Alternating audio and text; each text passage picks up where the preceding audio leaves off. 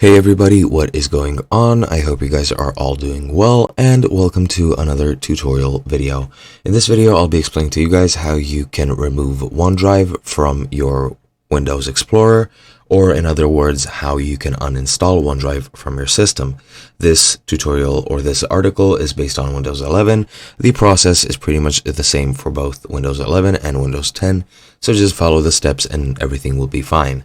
Microsoft OneDrive is pretty much Microsoft's cloud service.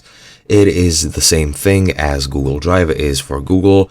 It is just an online cloud storage where you can upload your files, make backups, possibly even transfer your files from one device to another. For example, if you're upgrading your phone, you can just log into your OneDrive account and then just download all your files back so that everything is synced up and ready. But yeah, for example, for some reason you might want to delete OneDrive, and this is how you do it.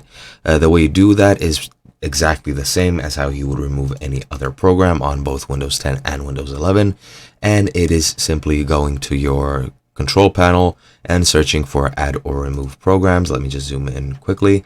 But yeah, just go into add or remove programs, then just scroll down on the list that comes up. Once you do, locate Microsoft OneDrive, and once you're there, just click on it, and then once you do, click in uninstall, then confirm everything that it is asking you to confirm, and once you do, OneDrive will be uninstalled and you'll be good to go.